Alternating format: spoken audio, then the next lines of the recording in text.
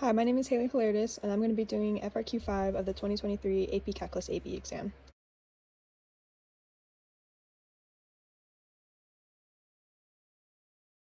So we're given this table, and the question says the functions f and g are twice differentiable. The table shown gives values of the functions and their first derivatives selected at selected values of x.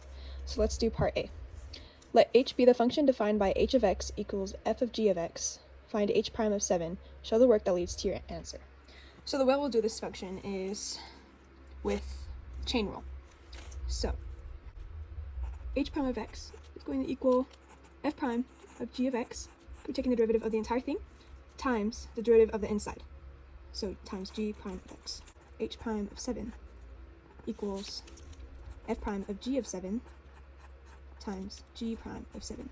So if we take a look at our table, we'll find that g of 7 is equal to 0 and g prime of 7 is equal to 8. So when we plug that into our function, h prime of 7 equals f of 0, or f prime of 0 times 8, which equals 3 over 2. So 8 times 3 over 2 equals 12, because it'll be 24 over 2, 12. All right, on to part B. Let k be a differentiable function such that k prime of x equals f of x squared times g of x. Is the graph of k concave up or concave down at the point where x equals 4? Give a reason for your answer. So what we're going to start off with is finding the second derivative of this, or taking the derivative of this, and I'll explain why afterwards. So we're going to be using product rule because the function is two functions multiplied together. That's going to be 1 times derivative of 2 plus 2 times the derivative of 1.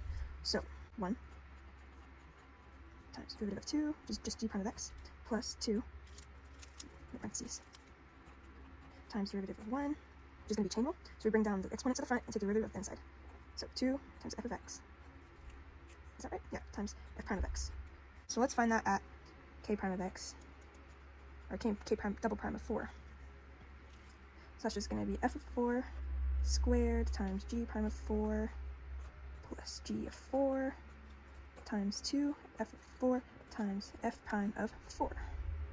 Alright, and then let's plug it in based on our graph.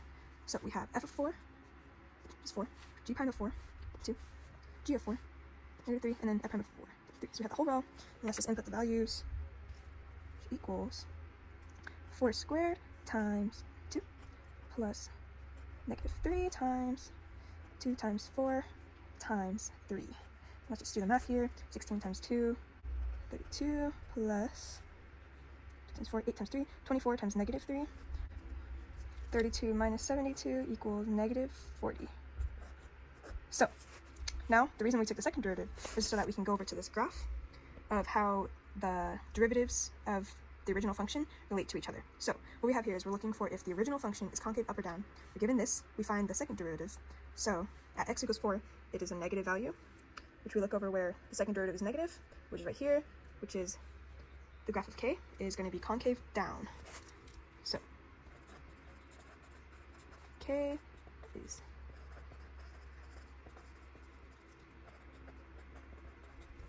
and our reason is just going to be this.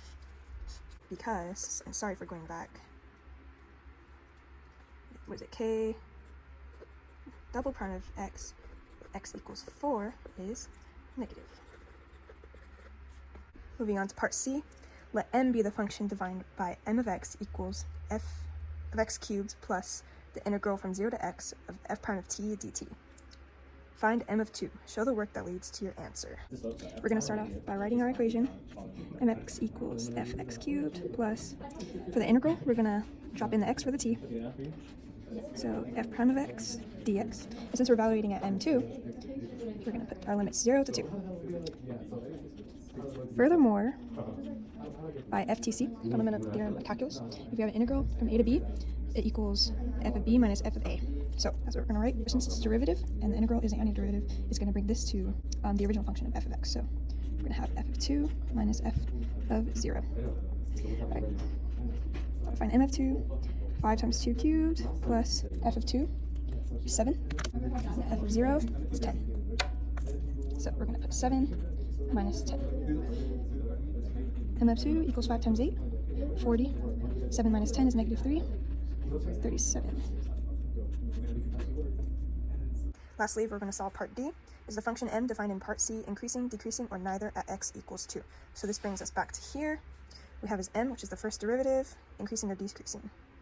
So this part right here means that for the rules between these two functions, you can just switch it over to f of x and f prime of x. So when f of x is increasing, f prime of x is greater than 0, yada yada yada. And then you don't have to worry about this if you do that. M prime of x, because it's easier to do it that way to see if f of x is going to be positive or negative or equal to 0. So m prime of x is going to be the derivative of 5x cubed, which will be 5 times 3x squared, because you bring down this to the front, plus the derivative of this integral. But again, from the last question, this integral, you plug in that x, and then we have our limit 0 to 2 because you're finding m of 2 for both of these problems. So we're going to put derivative of integral from 0 to 2 of f prime of x dx.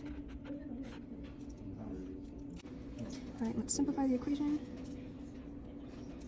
15x squared plus this derivative of an integral will cancel it out again because an integral is an antiderivative. So if you're taking the antiderivative of a derivative, it takes that back to just the inside function. So it'll just be f prime of x.